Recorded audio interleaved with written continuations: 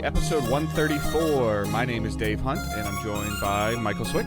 How's it going, Dave? We got a late night Monday recording, but at least it's comfortable. We got time to process all the news that we had this week.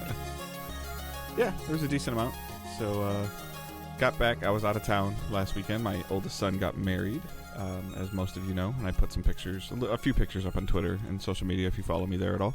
So you can check that out. So that went well. We were in Kentucky from Wednesday afternoon-ish until Sunday night, and then today's Monday, and I took today off as well, and I'm back to work tomorrow. So, but all in all, that went well. They are on their honeymoon down in southern Alabama. So they're at Alabama beach, like a beach resort, all the way like at the Gulf. Okay, Gulf Coast. When you said Alabama, I'm like, why would you go to Alabama? They're essentially they're somewhere in Alabama, but where like the Florida Panhandle touches it. Yeah, I forget like Florida touches Alabama. Yeah. I always forget about like if you go southern Alabama, but like, when you just hear Alabama outright, it's just like, wait, what? Yeah. So a couple of the pictures that I've seen from there, it looks pretty cool. Obviously, like I'm 99% sure that they're on the ocean. So. Okay. So not just a big lake or like a river attached to it. I think that they're within walking distance of the, I guess it's not really an ocean, it's a gulf, but it's attached to an ocean. I don't know how that stuff works. Really testing our geography skills over here. Gulf of Mexico is in the same body of water as the Atlantic Ocean.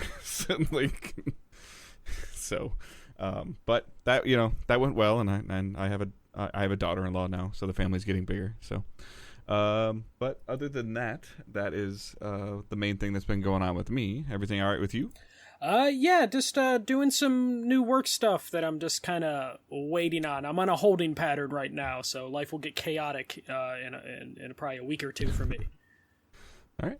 And then for those of you that are maybe listening for the first time, obviously we are Digital Days Gaming. We're a gaming podcast that posts every Thursday on podcast services. Podcast services throughout the world. If you're listening to us on Spotify, Podcast Addict, Apple Podcasts, whatever you're using, if you're able to leave a review, that's super helpful. With words is always helpful as well. You can join our community with all the links in the show notes. Facebook, Twitter, Discord, everything's there.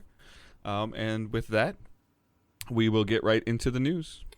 All right, a little bit of some release dates are starting to get announced. So we got Pokemon Scarlett and VIolet. They got their release date, and that is November 18th, obviously for the Nintendo Switch. The game will have 4-player co-op amongst a bunch of other different features, but they basically released a trailer to give us a release date, which to me seems like super soon, because they pumped out a Pokemon game late last year and then early this year. So this is the third Pokemon game in about a year, 2 years time frame. And then it was just a trailer and just talking about like, hey, there's going to be a 4-player co-op mode, then go into great details on what that means exactly for Pokemon in terms of how that's going to be implemented. But that seems like that's the big new thing that could be like a new chapter for Pokemon, because it's never really had like an actual co-op mode. It has had competitive and everything, but nothing like 4-player open world aspect. The game will also have what sounds kind of like a more open world design. Before you would go like kind of on a linear path of like, okay, go to this town, go to this gym, and then progress that way. But they kind of pitched it as you can kind of go in any order you want. So again, that could be something big for this franchise, who have kind of stuck to a formula for the last 20 years of how they do their games. And they just showed the new legendary Pokemon along with like new professors and some of the other like basic Pokemon that they're going to be bringing to this game. So I know Dave, not the biggest Pokemon fan, but Dave, you cut off. It's a marquee franchise. It prints money. Like, obviously, like no matter what they do, it makes money. Yeah. Is Scarlet and Violet any form of a remake, remaster, redoing of something already, or these are new? These are new. Okay. They did the remaster, I think, earlier this year, which was Brilliant Pearl. I feel like some other Pokemon just came out like November, October last year, even. Accurus, I believe, or like Okay. like we're within like I might be a little off. It might have been January of last year and then January of this year, but we're still getting like 3 Pokemon games. It does seem very soon. Yes. Yeah, it does seem very, very soon for Pokemon games. Yeah. But that maybe, I don't know, if they're starting to try to expand what Pokemon is. I'm very naive with this. As co-op, I know you could always battle before, but is cooperative thing been a thing? No, that's relatively new, especially 4-player, especially with their approach on this game where it's like going to be kind of open world in terms of like you might be able to go into any order to take gyms. So it's going to be interesting to see how they like implement that and not make it feel tacked on. If you're advertising this, I want to make it. I would hope that it has like some sort of like depth, as opposed to, I don't know. It just reminds me, like how Ubisoft had co-op, and it's like, hey, you got it, but no one, their progress is like all separate, and like this one, it's like, okay, is this gonna be like Animal Crossing, where it's like, yeah, I could go to someone's island, but I can't do shit. So I want to know how this is gonna actually implement. With the co-op mode. It definitely seemed like a lot of people were pretty excited about this. So yeah. All right. Next bit of news. This one I decided was funny just because the timing. I mean, it was obviously done on purpose, but Nickelodeon All Stars is adding voice acting. So the biggest complaint with this game was it didn't have voice acting. It kind of lacked music, and it was just a little bit light content-wise. Well, they finally have done a free patch that added items and voice acting for all the characters, using the actual voice actors from those properties, or at least most of them. So this is pretty big. It just lines it up more because I imagine this was always the plan, but like Multiverses coming out with voice acting and being competent fighting game probably made them realize like, oh shit, we're not going to be second place anymore. We're going to be third place. So they added voice acting. And it also times because it's on PS.Plus for June. So it's like perfect timing for them to implement this. And their season pass has just started as well. Maybe the money that they got from going to PS.Plus helped them pay for this patch. Yeah, I mean, it's definitely one of those things where if they didn't have this, and obviously if PS.Plus didn't happen, like this game was going to most likely disappear into oblivion. With Multiverses. Or they knew that PS.Plus was coming 3, 4, 5 months ago, and they were like, hey, we got to get this out, Yeah. Get this patch out. So I may or may not check it out. I'm sure I'll just add it to library, and it might be something that intrigues Owen enough for him to mess around with. But this is cool. I guess I feel bad for maybe somebody that's done some of the, because again, I don't know enough about this game. I think you have it, or you played it, right? Yeah, I played it.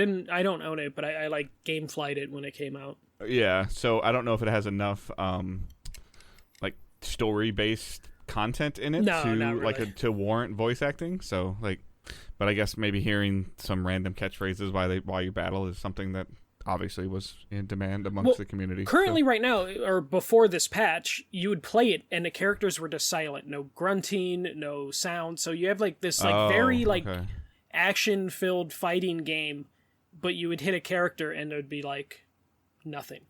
So it was just like the sounds of punching. Versus like hearing Mario jump and make his jumping noise, and hearing Zelda or Link make their correct noises from any kind of game. It's like Mario Kart has voice acting. It's not a lot, but imagine if they took the voice acting out of Mario Kart, and there was no reaction to when things happened. So this will add to that, and hopefully, we don't know the depth of it. It just came out today, but like Multiverses, different characters have different lines for each other. I mean, we've seen that in like Mortal Kombat games. They'll have custom lines for who they're facing.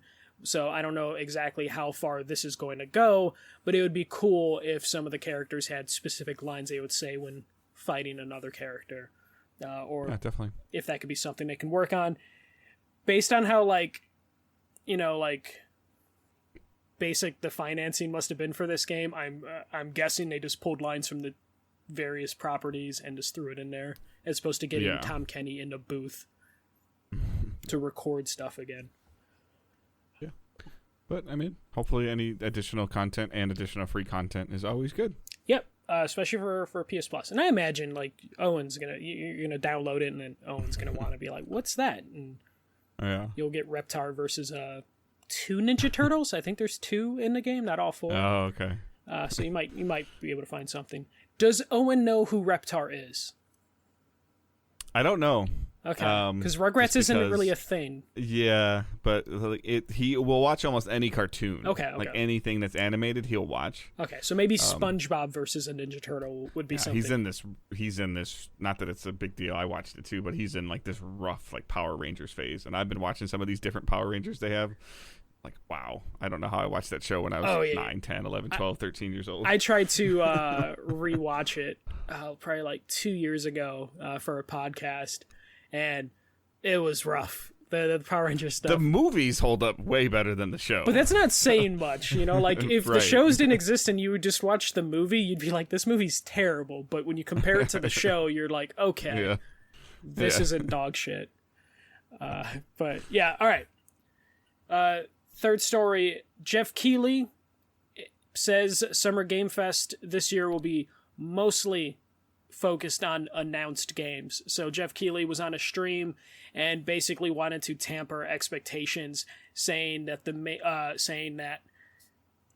it's going to be mostly announced games. It's going to be 90 to 120 minutes. There will be world premieres and, you know, things like that, but there's going to be a heavy focus on stuff that was announced and will be coming out this year and early next year. So, like, he's going to have Modern Warfare 2 gameplay. That will be a part of it. The Cuphead DLC that's coming out, that's going to be a part of it. There's going to be some news around Gotham Knights. There'll be Fortnite stuff. So, he's kind of trying to just get everyone settled, because anytime there's a live stream, he's being nice and saying there's not another Elden Ring. Yeah, basically, and that's it. That's the thing he's gonna have to live up to. It's like, not another Elden Ring, and I don't know if Kojima's ready to like make an announcement. Which me and you aren't the biggest Kojima fans, but the people that love Kojima, even if he just put out the smallest thing, would be. Yeah, but they've pretty much confirmed Death Stranding too. Yeah, it sounds. I don't know. It's weird. Like, Norman Reedus said it, and like, I don't know if that's enough to go on it, but like, you know, basically, don't freak out. But I guess my point is that if Death Stranding 2 is a thing, Kojima's not announcing a second project. Yeah, he's not. I don't think that studio is capable of working on more than one thing at a time. No, and there's still rumors that they might have the Xbox deal happening, so that might be too far. But none of that is true if Death Stranding 2 is real. Or there's no reason to announce that because Xbox deal is supposed to be like using future technology. Yeah, unless Death Stranding 2 is just more of a kind of like a huge DLC for Death Stranding. If it's a 1. Miles Morales sort of sequel. Correct. Yeah, like more like in the same area. Like maybe. And again, I don't know. I'm not criticizing this game. I can't speak to it. But maybe you like go back where you came from. I don't know. Yeah, I mean, it helps when you're working with a wasteland as your setting, as you can usually redo that wasteland or add to it relatively easy. Yeah, I don't think the world needs a complete redo. So. Yeah, no. So I don't know what to expect from Summer Game Fest outside of the stuff that Geoff Keighley said is going to be there. I know they're definitely going to want to show more. He said Gotham Knights is going to be there, and the Gotham Knights team desperately wants to show more stuff of that game because there's that bad CW show coming out, and now people are confused. And they're like clarifying that they're like, that ain't even my sister. Yeah, they're like we have nothing to do with that. So like they definitely need a good showcase here because, God, that must suck. Yeah, it's almost like they need to play like the first 20 minutes like in co-op and just show us or something. I don't know. Something, like, a beta, an alpha, something to like. I don't know. It seems like it's a linear story game, so I don't really know if you can get away with a beta. Yeah, I know, but you want to make sure that co-op works. So maybe if you could release the first chapter as a demo trial with, or like if there's some kind of like giant arena fighting thing, a wave-based arena fighting thing that we've seen in some of their games before, like. I'm just saying, it doesn't need a beta, but if you're trying to fight the fact that a bad CW show has your same name, maybe you throw together a beta just to remind people that it's completely different things. But yeah, this kind of makes it harder to predict like what we're going to see. Like we do have like that image from last week that shows like some stuff that might be there, so we'll probably get the Silent Hill stuff from Bloober Team, maybe. It's so weird just in general because like as you've talked about, Keighley's trying to use Summer Game Fest as the new E3. in terms of everything. And then there was this stuff last week I saw on social media about Keighley tweeting stuff out about the State of Play being part of Summer Game Fest, and then people were like, well, he's just doing that. It's for marketing. But then the Summer Game Fest logo was on the State of Play. Oh yeah, it's a full partnership of just like, so hey. Keighley obviously talked to Sony and had a relationship with them, and I would maybe expect some of these these announced things, like maybe we see some stuff that from some of the stuff you're about to talk about. I don't want to steal any of the thunder from what you're going to talk about, but maybe we see stuff that we saw in State of Play going to go a little farther in depth at a Summer Game Fest show. Yeah, well, Summer Game Fest already said, or Capcom announced like their own event about an hour before we recorded. That's going to take place June 13th. But maybe we see a little bit more of Street Fighter during Summer Game Fest, and then we get the full like, hey, here's an actual raw gameplay going on there. And then like Geoff Keighley even said, like, they're going to have stuff from Xbox during the Summer Game Fest, but the big Xbox stuff, it will be on the Xbox Showcase, and that's the problem that Keighley is going to have, and it's the problem that E3 was having, where, like, PlayStation's like, we could do our own thing. These companies want their own platform, their own stage. And then Xbox also announced today that, like, on the 14th, like 2 days after their showcase, they're doing another, like, in-depth developer showcase of 90 more minutes of more interviews or more talking about the stuff that was announced at their showcase. Yeah. So like, that's stuff that could have been reserved for Game Fest, but Xbox is like, no, we'll just do it ourselves. Yeah, it just makes sense for these companies, especially when you're like Xbox's shoes. Like, a PlayStation announcement is always just going to like trump the Xbox announcement, because that's just like where the fan bases are, or the fan base is. So like, it just makes sense for Xbox to be like, okay, we're not going to just jam our stuff in a Summer Game Fest. We'll give them one or two things, like maybe a DLC announcement, but like our important thing has to be in our showcase. Same thing with PlayStation, where PlayStation's a partner, but I think the extent of their partnership is this State of Play being with I saw the actual number, and I could be wrong, but Xbox now has 27 studios. Yeah. Like, they'll have some new announcements. Everybody's like, like, it doesn't have to be Gears, Halo, Forza, or Hellblade. There's 27 studios in there.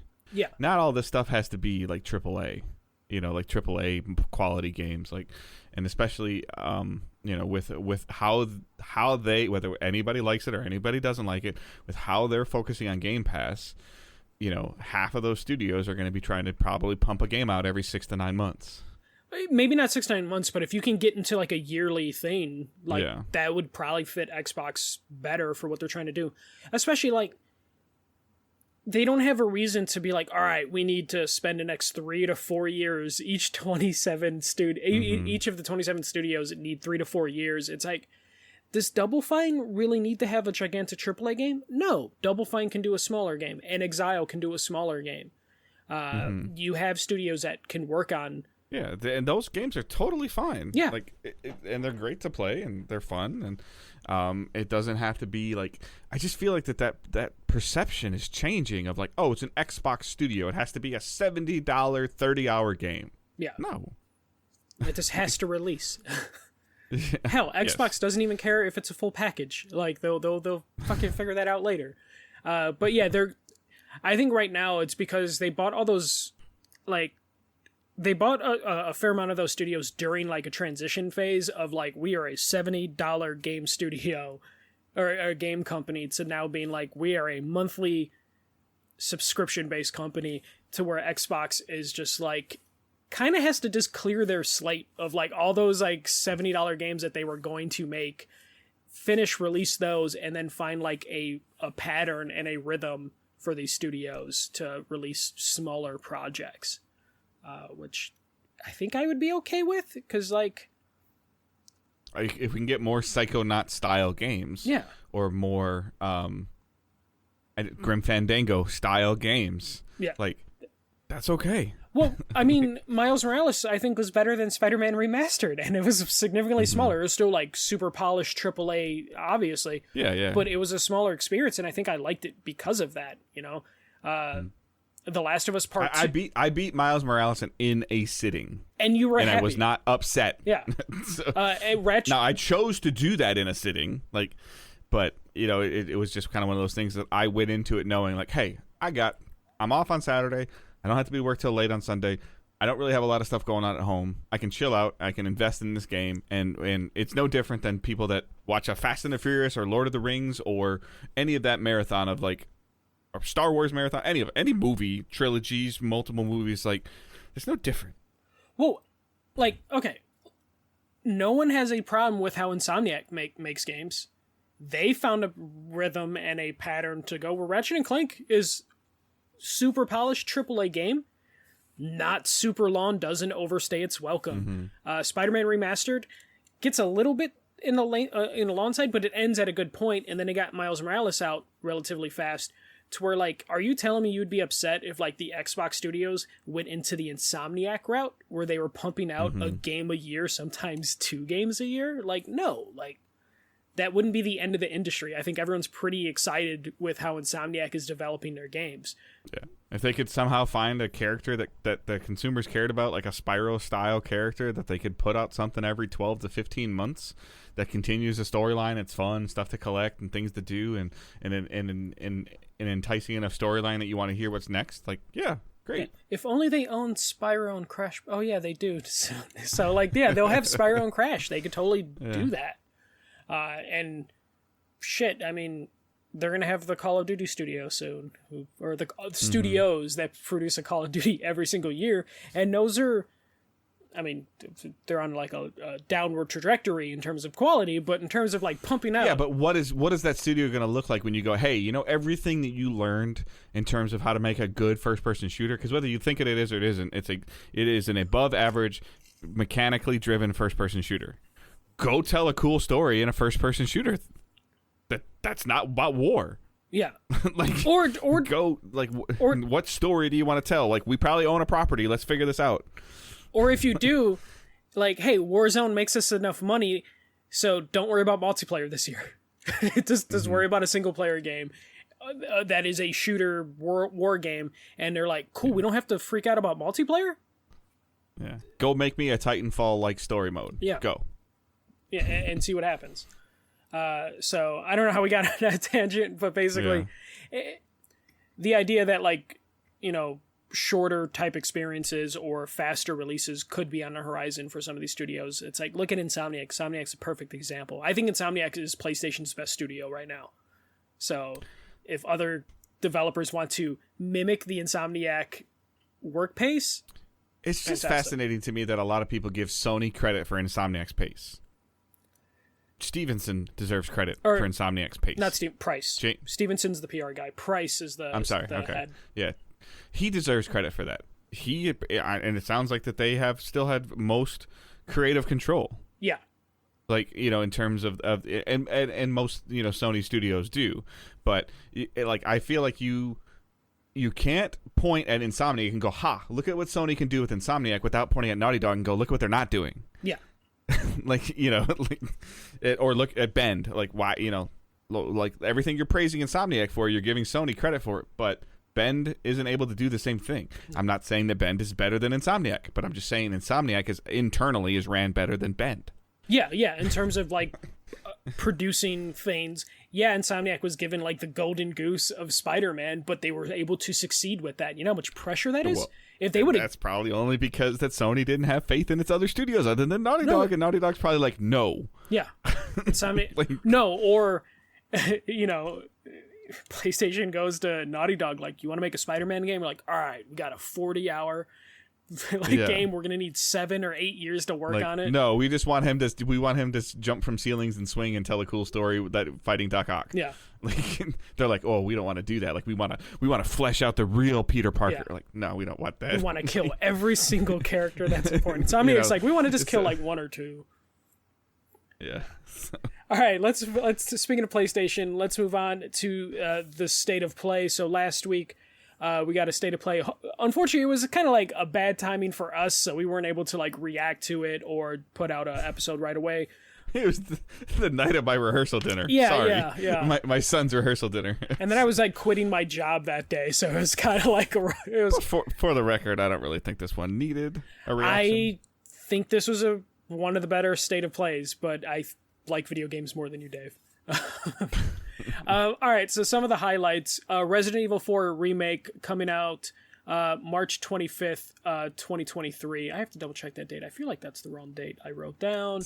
I think it's right. Okay, so. yeah. So Resident Evil 4, this is like... They were pretty upfront, Capcom, of like, we are remaking every single Resident Evil game, and I believe they did pre-announce this. It's March 24th, 2023. Okay. So this is... So our RE2 remake was really, really, really good. Yep. I didn't play it, but I heard people praising it.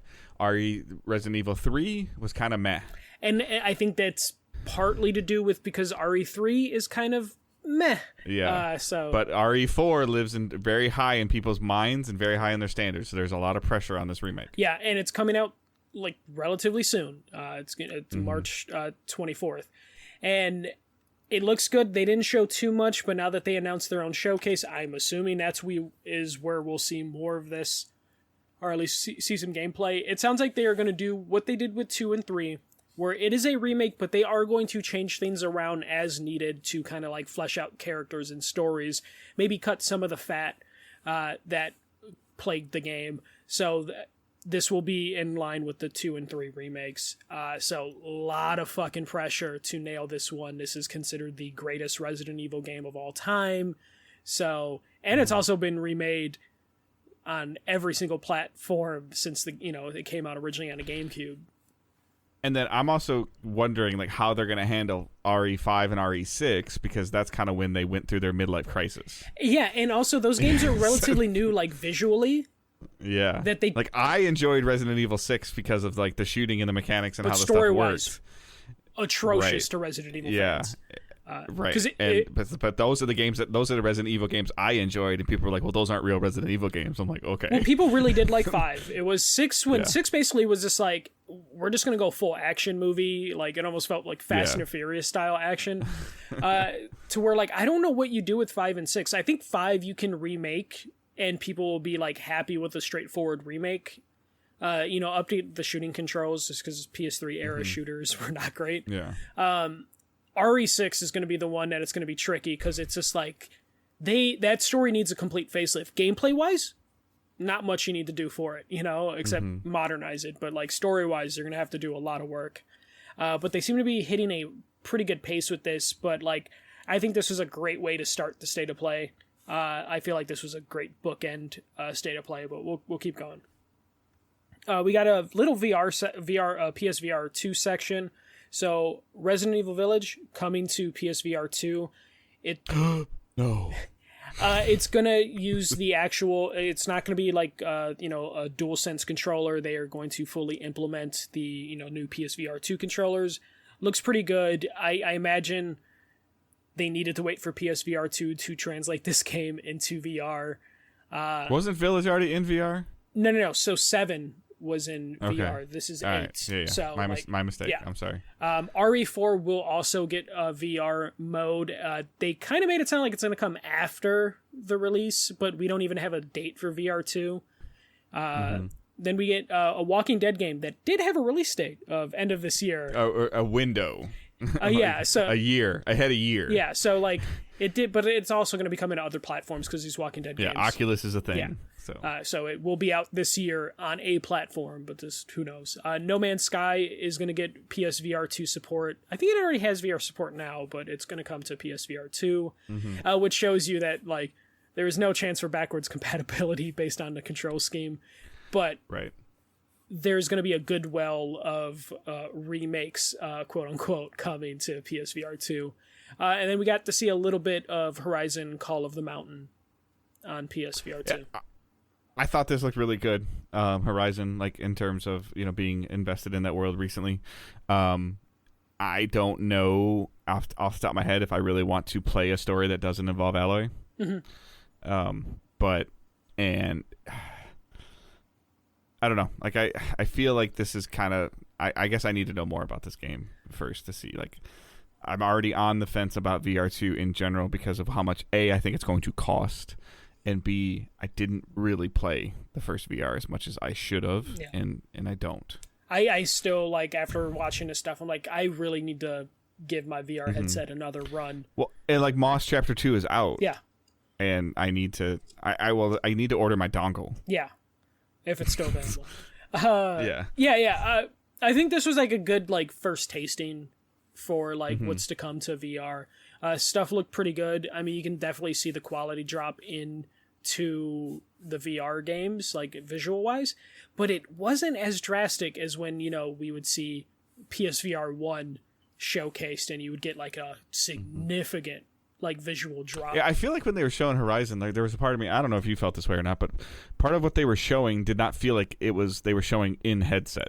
No, like so you can It looked too clean to me, to be honest. Yeah, and you noticed with like RE Village specifically, like there was a constant shaking to the visuals because like it's someone's, you know, head is moving too much. Yeah. But Horizon looked a little too clean, but it could just be because it was such a short like visual. Right. Or it's kind of far away. Yeah. But I would imagine as soon as Call of Mountain seems like that is going to be, because I don't think Team Asobi is ready for an Astrobot yet. So I am assuming Call of the Mountain is going to be like the launch game from them for like first party stuff. So we'll see what happens with that. We then got Stray trailer. It's launching July 19th, and it is actually coming to PS Plus Extra and Premium. So here we go. We're going to get like some day one third-party releases on PS Plus Extra and Premium. And this is going to be one of those things that's going to be interesting because we're still going to get 2 games to the Essential tier. Like, well, I already had somebody. I misworded something on Twitter, and somebody was like already confused about what tier they have to be for it to get this. Yeah, it's so only that's on the Extra. first concern. Yeah, and then go ahead. No. It's just that's going to be the thing that's going to be interesting about having this 3-tiered system. Hey, did you see the game I got on Plus this month? Oh, what is it? Like, oh, it's this. No, I don't have that. Oh, it's because I have Plus. I have Extra. Yeah. Oh, I don't have that. Like, I only have Essential. Again, I'm trying not to always compare them, but if it's on Game Pass, it's on Game Pass. Yeah. The only thing you have to worry about is PC or console, and it's usually only if it's there's very few things that are on PC only that aren't on console. And it's usually keyboard and mouse stuff that you know immediately when you see it. Like, that's a keyboard and mouse game. It's Game Pass or not Game Pass. It's not Game Pass Ultimate or Game Pass or Live. They've kind of almost, like, I almost feel like they've abandoned the games with gold. They still happen, but they're just throw-ins. Yeah, they're real bad. Yeah, because they want you to buy Game Pass. Yeah. And so I'm worrying now, like, is PS Plus Standard going to suffer because of Extra and Premium, and then is the consumer going to be confused? Well, and I mean, this month for June, it's God of War, PlayStation or PlayStation All Stars, Nickelodeon All Stars. God of War is technically part of that like PS5. It's kind of almost like the second time you've given it. Yeah, sorta. Yeah. So like that's already kind of like a little bit of a fumble. So July is going to be a true test of like, okay, Stray's coming to Extra and Premium. You got to give something good to the Essential people. Or is that this going to be something they're going to quietly just turn Essential into Live, where it's just like, you don't really get And it. again, I don't like the moving up to the Extra tier is only $30 more. And like that is a great price point. $90 a year. That's a really good price point if they continue to give us things like Stray. Yeah. However, the stand that Sony has publicly been making is that it is not beneficial for them to release even they've mostly been talking about their own games, but Ryan has kind of also said day one releases on subscription services hurt gaming. Yeah. But then that's what he's been saying, and now he's putting a day one release on his higher tiers of subscription services. Yeah. And there's also rumors that Rollerdrome is going to be coming to it as well. Yeah, and then speaking of which, Rollerdrome, competitive cel-shaded like shooter skate game, looks pretty cool. The Ollie team. Yeah, Team 17, Level 17, something like that. It looked interesting. Yeah, it looked interesting. It definitely looked like, oh, this is going to be a perfect Plus game or Game Pass game. So we'll probably see it on one of those two services. Marvel's Spider-Man Remastered coming August 12th to PC. Miles Morales will get a separate release later down the road. I am super excited for Spider-Man to come to PC because I want more people to play Spider-Man. And as soon as this happened, I'm like, okay. So PlayStation said that they currently have made $80 million on PC sales, and they hope by the end of the year they'll get to $300 million. This is a good way to get to $300 million by releasing both Spider-Man games potentially this year. Partially because a lot of people maybe had already played it, Spider-Man, and then the remaster came out and they didn't have a PS5, so they didn't want to play it. Maybe they still don't have a PS5, but they might have a PC that can run it. Mm-hmm. And then just to see this game on high-end PCs, it's going to be kind of amazing, because high-end PCs are, they're high-end compared to a PS5. Mm-hmm. So seeing, like, this running on that, and also just to see, like, all right, over under 1 week before Tobey Maguire, Tom Holland are superimposed into these games on PC, like modded into suits? This game. Oh, okay. Yeah. I was, I don't know. Has people been modding like God of War? Yeah. So you can play God of War as Homer Simpson right now. You'll have to send me one of those. Yeah, yeah. You can play God of War as Homer Simpson and Atreus as Bart. It's fantastic. So, like, yes, you can. People will like. This is going to be amazing, especially you already have like Tom Holland and Tobey Maguire and Andrew Garfield's suit. They're modding the hell out of this game. Like, it's going to be fantastic. Yeah, I think it's great. Like that they're expanding their platforms. Yeah, that's fantastic. Yeah. Then we got the Callisto Protocol. This is coming December 2nd, 2022. So this is from the creators of Dead Space. This basically is a spiritual successor to Dead Space. I just kind of chuckled because they are releasing it December 2nd, and I feel like no game that gives a December date ever comes out. But they have to, because EA announced in like January 20th or 23rd, the Dead Space remake's coming out. So this team has like a deadline that like they need to beat Dead Space Remastered to market. So Callisto Protocol looks pretty cool. I just hope. I think you actually missed a game on here that actually kind of piqued my interest. Which one? Evetron. Having the where his arm gets cut off and he has like a sword for his arm. It's like, but it's like a. Eternights, the dating sim action adventure game. Yeah, the action part of it actually interested me a lot. Yeah. Eternights, yeah, that is on here as well. That actually looked pretty interesting. I can't wait to see you play a dating sim now. I thought the combat looked really cool. Yeah, it's a dating sim. Yeah, I know. Yeah. I saw that, and I was like, I was excited about it, and then I kind of saw a little bit of talk with it afterwards. I'm like, whoa, wait a minute, I missed that part. I'm like, oh, but it looked really cool. Like the graphics on it looked really cool, and like the some of the fight scenes and stuff looked interesting. Yeah, so. Yeah, no, it looked really interesting. I can't wait to see you play a dating sim. I just imagine you just hitting like X for everything, and then at the end of the game, you're like, yeah, I hit X for everything. I'm really not happy who I ended up with. But the combat was really cool. Tunic is also coming to PlayStation later this year, which is pretty good. I also, so again, a little bit on social media that I saw that, like, it's fascinating to me with as much as people proclaim, and I'm not criticizing anybody when I say this, I'm being very careful, but people proclaim to be in the know of the games and up to date, but they pay more attention, obviously, to PlayStation. There's a lot of people that thought this was a new game. Yeah, which is funny because like PlayStation was showcasing this game like 6 years ago. Yeah. And then they kind of just stopped. Like, I had a friend of mine that goes, hey, this looks really cool. And I know he has an Xbox, and I know he has Game Pass. And I'm like, hey, it's on Game Pass. It's been out. What? Yeah. And then he found it, and now he's playing it. Okay, like, great. Like, you saw it, but he shared it like on his Facebook feed. I'm like, you can play this right now. Yeah, I mean, like, there's a lot of people that like claim to love video games, but in reality, they love brand. You know, they like they love their box. Their box is their only thing that they stick to. He has both boxes. I know, but they're still like you have both, but you lean towards your PlayStation. I mean, I have both. I lean towards my PlayStation. So there are some people that just like focus on. But when Xbox releases something I want to play, I play it on Xbox. Yeah, because you love. Even though I said you don't like games, you do like games. So like you were paying attention to like I have 3 platforms, so I'm going to pay attention to all 3 platforms because I want to play a game. And to be fair, I guess 5 years ago I would check out. Like I'd pay attention to what Xbox was showing, but like when they showed like their indie showcase, I'd be like, okay, whatever. You're like, before I was doing stuff for PS Nation and stuff, I'd be like, okay.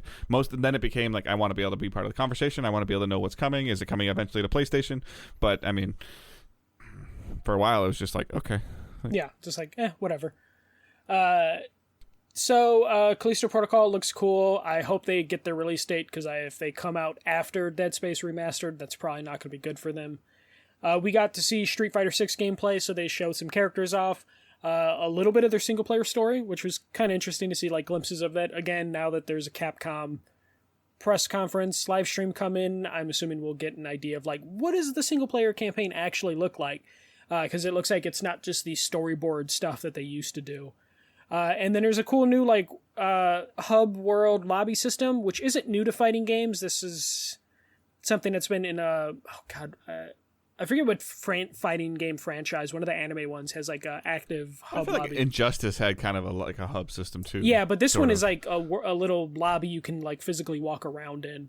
Okay, like Injustice was more like you could actually like watch. Yeah, you can watch. Yeah, you could hang out and wait for your tournament turn if you're playing with like 6 of your buddies or whatever. Yeah, this made it seem like, hey, the lobby's an interactive thing you can walk around in. And then something I thought was cool that wasn't in the trailer but it was on a PlayStation blog is that they're going to actually have commentary in the game, and they're going to get like famous fighting game commentators to record lines, and they'll just, throw in some like baseball style commentary into what you're doing, and then they also will be used to help like explain mechanics. So I think that's like a really good way to get people into like the esports scene, and also just make it more like, I don't know, lively for I mean play. Even having like a live ticker in there, like, hey, next Friday there's an Evo event, like check it out on twitch.tv/Street Fighter or whatever, like that's good. So I got a question for you. Yeah. Did you know this was Street Fighter before they showed? Did you know this was like the first 30 seconds? Did you know this was Street Fighter? Yes, only because they showed before Chun-Li showed up. Oh no, yeah, significantly before that, because the billboards were all Street Fighter fighters. So when I was watching it, like, because they showed like a Times Square thing, and you saw like named fighters on there. So I guess kind of cheated, but the art style was very much like, where's going to be the yoked up like Ryu, and then as soon as he popped up, you're like, there he is. Right. Yeah. Because the logo already confused me a little bit until I saw it separately. They look like they touched up their like pre-bought logo, which was nice. Still not great, but at least it looks like they put a little bit more effort into their logo. And then we got a trailer for Final Fantasy 16. This looks fantastic, but it is coming out summer 2023, which solidified 2023 might be like the greatest year for gaming because everything's getting pushed into that year. But yeah, no, Final Fantasy 16, it looks fantastic. It looks really good. That's why I think this was like a really good state of play. And before I say anything specific, let me clarify that to Dave. State of plays usually suck. I agree. So like I said this, I don't like horror games. Yeah. I enjoy fighting games for about an hour, and that's about it. Yeah. So like and Stray looks amazing, but I have no tangible attachments to cats. Yeah. Like this is a Dave thing. Like, and I know it's a Dave thing, but like Resident Evil, okay. Resident Evil Village, nope. Walking Dead, no, thank you. No Man's Sky, no desire to play it. Horizon VR, but yeah, we cool. get it. You don't like games, but Dave. In terms of the quality of announcements and reveals, you can at least respect that compared to other state of plays, this has been better quality-wise. Outside of their own reveals, yes. Yes. No, that's what I mean. Like, the showcases are their own separate thing. When Sony's like, we're doing a state of play Thursday, I feel like we've always walked away from it being like, that could have been an email. But we said this last week, this was going to be like a Capcom showcase. Or I think we thought it was going to be a Square. Yeah, because they had just done a And Square. it kind of turned into both. Yeah. Yeah, it was mostly Capcom, and then Square kind of just popped in at the end.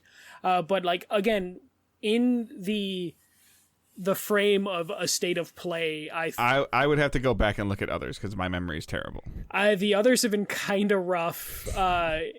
How many Deathloop state of plays did we sit through? No, I talked about that, and but like I never got through Deathloop. Like, I'm in a weird space right now. I know I'm in a weird space right now.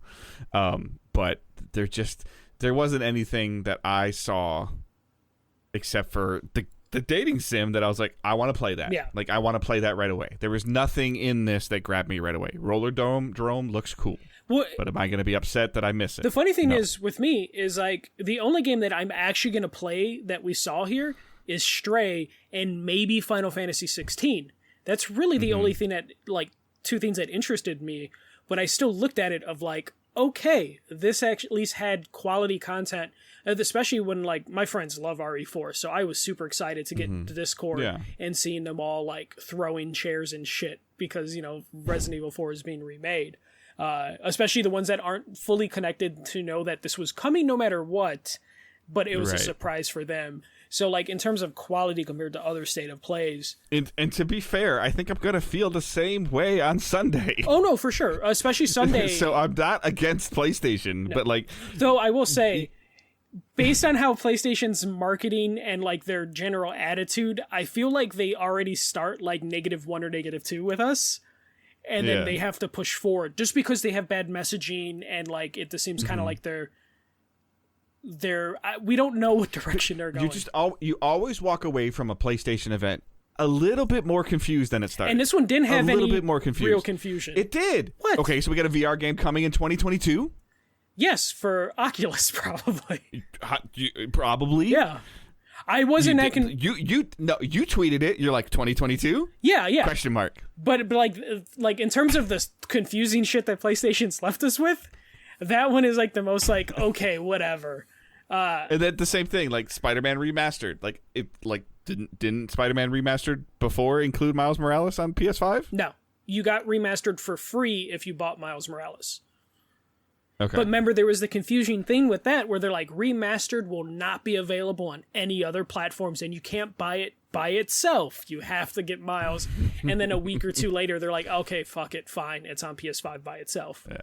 I just like, and then the little thing with the Stray thing, like, that's kind of against what they've been publicly saying. Hey, he said it wouldn't be financially feasible for their games. He didn't say shit about other people's games. So it circles back to like everybody's like pointing at the Take-Two executive, like, this isn't feasible for us to do that. Nobody's giving you the right bag of money yet, sir. But Red Dead is going to be on PlayStation Plus, and all the Rockstar games have been. But he was saying like release dates. Yeah. Like day one, like it's not. And I said, well, like his games sell hundreds of millions of copies, so he doesn't have to do this. Like, yeah. So, but I'm saying that nobody's given him the right number yet. Yeah.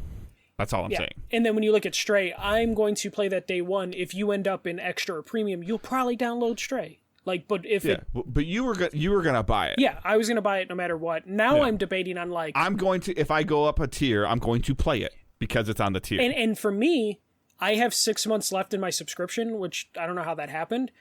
But if Stray's $20, $25, I'm just going to correct. See, that's what people aren't doing. Yeah, people that's what people that get on me about anything, or in general about Plus or Xbox or subscriptions or whatever. Like, we all go through highs and lows, but yes, like that's the math part and the intelligent part that you do of like, okay, you're interested in Stray. I have you were gonna 6 buy months it regardless, left, so I only have to pay for 6 months. You're interested in Roller Drome. Yeah.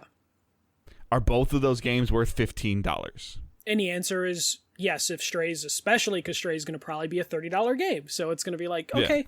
So now you're going to, if your 6 months would mean that when this rolls out next week. Yes. Question mark. Yeah, next Monday. That they will charge you $15.77 or whatever prorated amount to finish your subscription for the year. Yeah. And you already know that you're going to get good kudos, Sony. I'm saying this at the same time. I'm giving you props. Kudos for announcing a game that's coming to this platform 60 days ahead of it. Stray's coming July 19th, July 19th. so 30 days. Almost 60 days. Yeah. So great job. What else though? Like now I want to know more. Well, because now you're putting the bar there. You're setting a bar. Yeah. You're releasing in June with all these games. You've added a game in July. So does that mean in early July we hear about what's coming in August? Like you're setting a bar. Yeah. Well, yeah, and and the thing that was holding me back from even considering getting Plus is all the NTSC PAL bullshit was going to prevent me from doing it. Now Stray's going to get me in there. Still waiting on an announcement from Sony because like NTS stuff's popping up in Japan. So it's very confusing, bad marketing in terms of like relaying that information. But I won't care what the August incentive is going to be because I'm only doing it for Stray, but it would sure be nice because and I'm having the same problem with Game Pass right now, by the way. However, I don't have a choice with my Game Pass subscription anymore because it's tied to my Series X purchase. Oh yeah, and my Series X stuff will be finished in January. So I'm going to have to really You'll have to make the decision. Yeah. Because it is expensive. Again, by then, if Starfield is March... Yeah. You're going to be like, I might hang it on for to it a little bit. Starfield's March. Redfield's April. Redfall. Sorry. Yeah, Redfall's April. May. Okay. And then the other little random drop in here or in there. I don't know. But for me, I can't have that conversation until... I don't even remember when I bought my Series X. I don't remember. It's been 7 months, I think. Yeah. So you're and then mine, last time I checked, my balance should balance out in... It'll be 2 years since I've had it, so it's I should be good January, February, and I will have to make that decision. And right now, leaning towards no on renewing it, even though I like it. But the Xbox, I'm still 50-50 on a console, and I can't justify being 50-50 on a console in terms of 50% PlayStation, 50% Xbox. Can't really justify it right now, but if the showcase... or here are hard, solid release dates for our... August, September, October, November, December, January, like we've been talking about. Then I'm just going to just be like, oh, I don't give a shit. I'm going to just add it now, and just make sure I'm good for the next year. So it's a lot of stuff that they could do and not do to ruin the opportunity for me to re-up. But not knowing enough about how PlayStation Premium and Extra are going to go, I will probably not renew my PlayStation Plus come January when my 6 months are done. Well, the Callisto Protocol. That'd be a good one. Great opportunity for Game Pass or Plus. So I could see that not going to Game Pass because they have a partnership with EA Game Pass. So they would... Great opportunity for Sony. Yeah, to be like, oh, EA doesn't want to fuck with this game? Cool, we will. And that would be probably huge for Callisto Protocol because then it would be on a bigger platform. Depending on if people... What I'm afraid of, though, when I say this at the same time, because I don't know. Okay, do you think Street Fighter 6 is coming to Xbox? Probably not if 5 didn't come to Xbox. So I would imagine. Okay. So what I'm afraid of is that you're going to start throwing. I don't even know what the right term would be, but bonus content in the extra and premium. But they've been doing it for years with regular PlayStation Plus. So, I would imagine that is... But they've already kind of set the standard for that, though. But now it's going to be is it going to be oh, you get this much for $59 version, but you get this much for the $90 version. You get this much for the $120. I would just assume it would be extra costumes based on, you'll just have a PlayStation Plus, and then if you have extra... Yeah, but maybe you'll earn in-game currency a little faster. Nah, it would probably just be cosmetic bullshit. This is Capcom.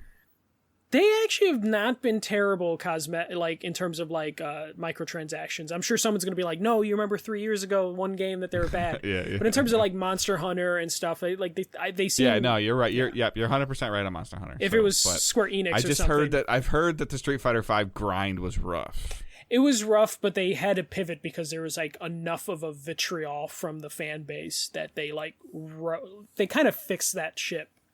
I would assume they know what mistakes they made.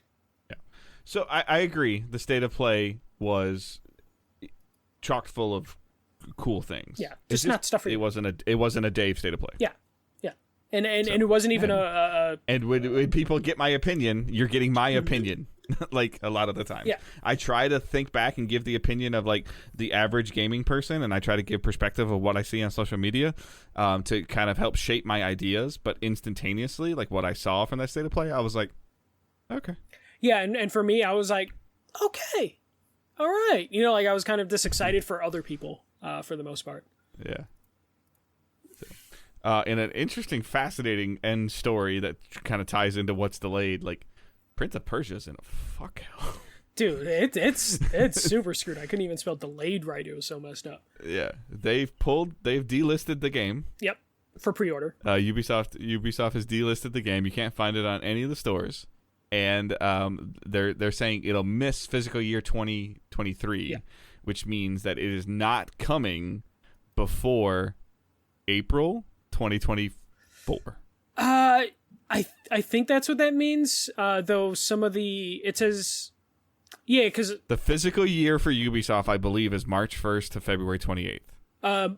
March 31st is their end date for theirs. I'm looking at theirs because like the article I pulled says like their 22 to 23 so date ends. April 1st, 2023 starts their physical year 2023. Correct? Yeah, 2023, 2024, because that's how they do theirs. And they're saying it's not coming in physical year 23. Yes. So that means it's not coming before March 31st, 2024. Potentially. Like, they didn't want to say definitively, but they just wanted to say it won't come out, like, this fiscal year, and it might miss next fiscal year as well. And we just talked a couple weeks ago about how they moved it from, like, the... I forget which two studios are working on it, but they moved it to their, like, one of their A studios in Canada. So yeah, kind of rough. And then they did say like, hey, if you pre-ordered the game, contact like customer support to see if you can unpre-order that game. So it sounds pretty rough that we're like, they're basically telling you like, just find someone, like if you pre-ordered a GameStop, you can move your pre-order, your $5 to another game. If you pre-ordered on PSN or Xbox, good luck getting that. Though I think you can cancel pre-orders before they download. So, but still, not a good sign when they're just like, let's just get rid of all this. Yeah. Yeah.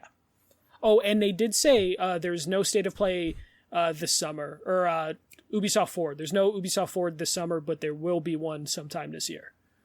That little side thing for that. So Ubisoft is skipping the summer. And I feel like if the only thing that they have to show that they think is ready, like by the end of this year, is Avatar or Division Heartland, that could be something that they would just give to Keighley. Give to Keighley, or just do a solo thing, but don't call it an Ubisoft Forward. Yeah. All right. So what we're playing and watching, I did not play a lot of stuff. I was trying to do some stuff with Owen in Minecraft. We decided to purchase Minecraft on the Switch for him. But trying to get like the Microsoft account cross progression thing to work to where his like worlds could be on the Switch and on the Xbox was a pain in the ass. And I still don't think I have it worked. So if anybody has done this before, and my wife's like, just reach out to Josh, and I was like, I should, and I didn't. Yeah. If anybody has like taken their Minecraft worlds from like an Xbox or a PlayStation like to the Switch or even to their phone, let me know like what I'm doing wrong. I've signed in on both accounts. I've done the, like uploaded the world on the Xbox and tried to download it on. It just doesn't work. I've been in the same network. I've been 6 feet in front of my Xbox. Like I've done all of it. I've Googled. I've looked around. Like I don't know what I'm missing here. I'm wondering if the Switch one has size limitations, because you remember the PS3 one was significantly smaller than all the other. Yeah, versions. I've some of the stuff I came across says it takes like 45 minutes to do it, and I'm like, okay, but like it's not even happening. Okay. So he has, for the record, he just messes with the create flat world stuff anyway. So he's like, it's fine. I'll just make a world on the Switch and I'll have one on my Xbox. Like he's not like upset about it, but I was like, well, he can like kind of move back and forth, and I would love to be able to. For him to do it back and forth. Yeah. And then I took my PlayStation down. I did mess around with Destiny. Like Destiny had Iron Banner this week, and it's a redoing of Iron Banner. They brought Rift back from Destiny 1 into Destiny 2, which is essentially like capture the flag and deposit it in your opponent's area. It got a lot of changes though, and I don't think that the community is kind of like 50-50 on it. So I would actually like to get your opinion on purely objective based modes. How do you feel like? Because and again, I haven't played Overwatch, and I know that's the last kind of like competitive shooter that you played, I believe. How do you feel about a mode that doesn't count anything but depositing the goal? That sounds like how Overwatch kind of was. Like, you would only really get your kills don't matter, your assists don't matter, I'm fine with that. Nothing matters. Yeah, okay. like, because I don't think the Destiny community really liked the fact that they can't like show off what they're doing. Yeah. I mean, the Destiny community has a lot of fucking problems. It seems like if you're in like an insular group, you're fine, but then when it's like the broad Destiny community, they just don't seem like they're ever really happy or satisfied with like what decisions are made. Because there are tons of players that play PvP that don't care what the objective is. Like if you're playing Control or capture and the that's zones, a problem with, and they're just going out there killing things. That's a Call of Duty like, problem. In this, you're like it's called a spark, but you essentially pick up the device, and then you take the device to your opponent's rift, and then you deposit it in the rift. And it's you play to 5. As soon as you deposit it into the rift, everybody gets teleported back to their starting points. It doesn't like the game does. It's almost like, okay, goal was scored. Everybody go back to your sides. Go again. First team to get to 5 wins or the 10 minutes lapses and the match is over. Okay. But not protecting the spark runner, not like only like trying to farm kills. Like sure, like killing people helps, but like they want you to revive your teammates. Like you have a 10. If you die, you're down for 10 seconds. And the goal is that hopefully your teammate is close and revives you, but you're still down for 10 seconds. Yeah, I don't know. I mean, that sounds like a cool mode. Like, but yeah, I don't know. I always feel like with community over there, it always just seems kind of. Yeah, and they kind of like in their weekly update, they kind of came out and said, hey, like when we've been talking to you guys about PvP and what we're doing with PvP, you talked about how much fun it is and all this stuff, but you're wondering where the teamwork is, and now we release a team-based objective mode and you're complaining. Yeah.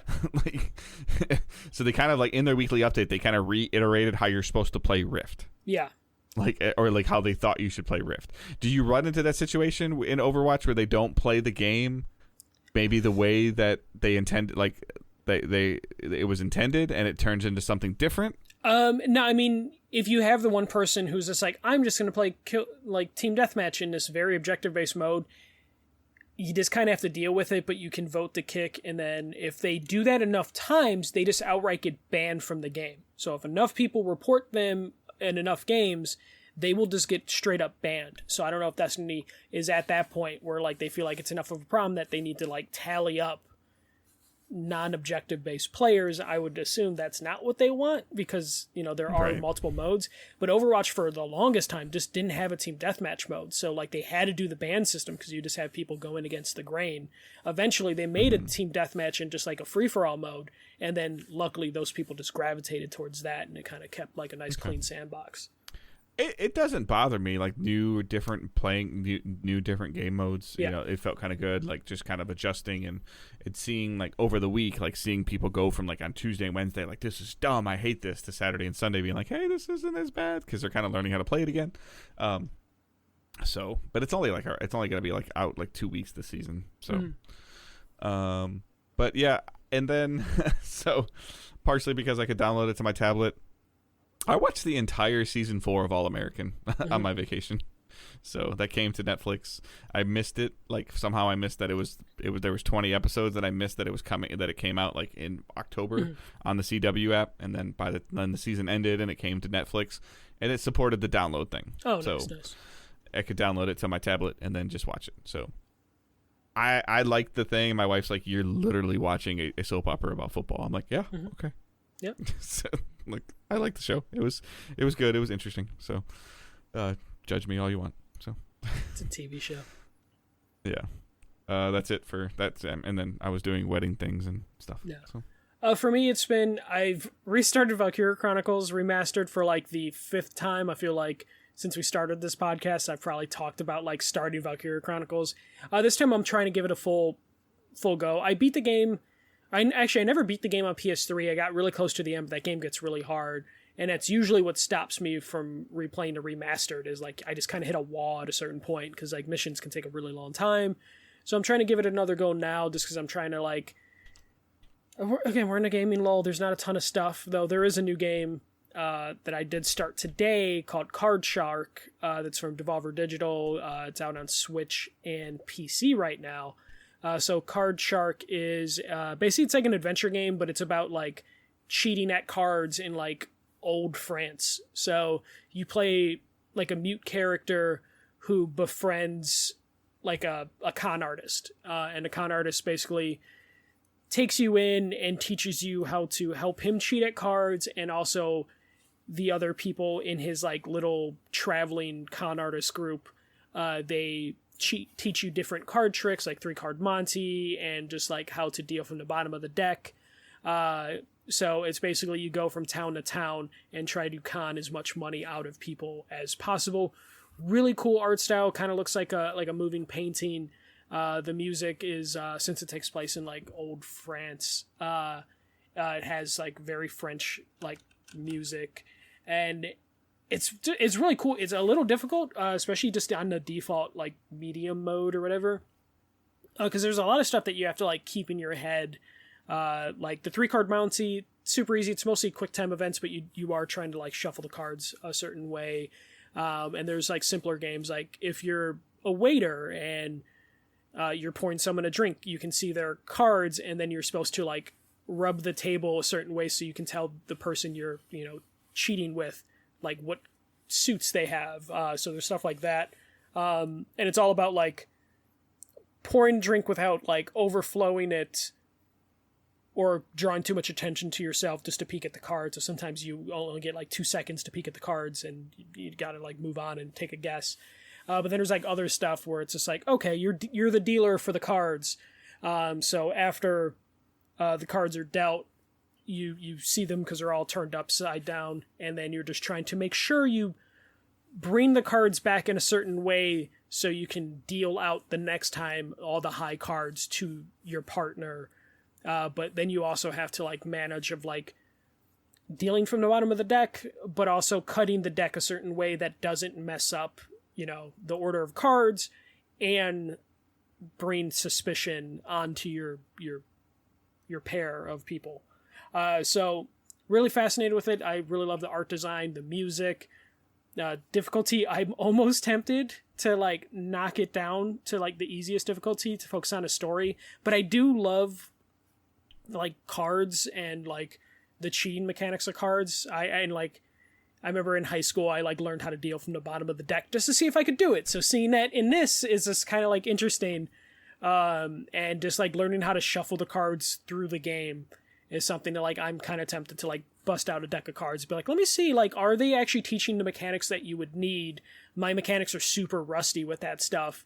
But I'm pretty sure if I wanted to deal from the bottom of the deck right now, I probably still could. But like, there's other mechanics that are way deeper than like the amateur shit that I learned watching Rounders and Texas Hold'em poker on ESPN. That I'm just like, I wonder if they're actually teaching like practical mechanics, and they're just gonna like get a bunch of people to like learn how to cheat at cards. So I'm really fascinated with this. It was like $20 on Switch, which seems like that is now like the standard like indie game price, like $20 to $30. So I'm enjoying that. Hopefully I stick with it. It's a perfect like handheld game, which is why I picked it up on a Switch and not the PC. So again, that's Card Shark. Really enjoying it for just like the mechanics. And the story seems like interesting enough, but like, it's kind of why I don't want to like knock down to the easy mode that just focuses on a story, because I still want to learn like the actual mechanics. But that's really it. I haven't really been watching anything. It's just been like Valkyria Chronicles and then like preparing for a new job. So it's not too much TV time. So that is it for me today. Awesome. All right. We did not get any questions that I feel like we haven't really already answered. Yeah, we did get one, but it was something similar that we answered not too long ago. So I might just hold it for down the road. Yeah. So if there's anything gaming related, non-gaming related that you want to know, like I realized, like I think I talked about this a couple months ago actually. Like You can ask us other questions too, like that aren't gaming related. Like I realized that some people in the community didn't know that I had a dog. I mean, no one knew you had a dog. You never take a picture of the dog. I don't use Twitter for that, unfortunately. Like, I'm not really big on putting pictures on Twitter often. Although when I did put a picture of my wife and I on Twitter, like dressed up, you should have a bed like right behind you on one of those shelves. I know he's a big dog, but you can make it work. He can't fit on one of those shelves. So yeah, like when I stream, I'll have a dog cam. Yes, exactly. Those things perfect. But yeah, you can definitely ask us any questions outside of that, outside of gaming, obviously, as well. So if you think of something, please go ahead and post it. You can even just post the question as a general thing on the Facebook group, and other people might conversate on it, and Michael or myself might grab it and talk about it on the show. Yep. So, but that is our show for this week.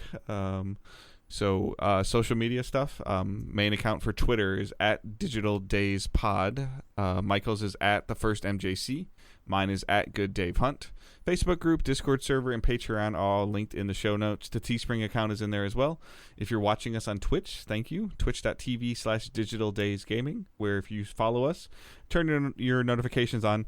Typically, you only get one notification that we're live a week because that'll be for the show. Yep. Unless I decide to stream randomly. But I think it's pretty safe to say the most notifications that you would get from Digital Days on Twitch, would be like 3 a week. Yeah. So consider turning notifications on so you know that when we are live, you can come hang out in the chat and talk to us a little bit.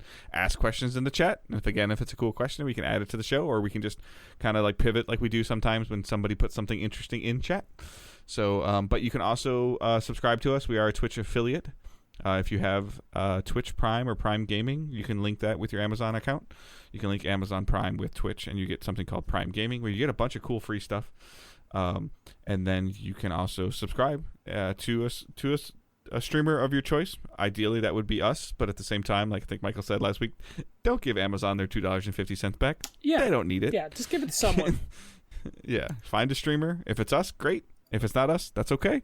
But give it to somebody, and check it every 30 days. So yeah, just if you're listening to us on your phone, like, go back to Twitch for a second. Check if you're subscribed. We don't have to be live for you to sub to us. I did it this morning when I got some like notification that it ended. If you open the Twitch app at the top too, you'll get like a little mailbox notification, and you can click on it. It'll say, "Hey, your subscription to Digital Days has expired," and you can just renew it. We don't have to be live. So, other than that, I think that's everything I have. So I hope everyone has a great week. Keep moving forward. Don't be a dick. See ya.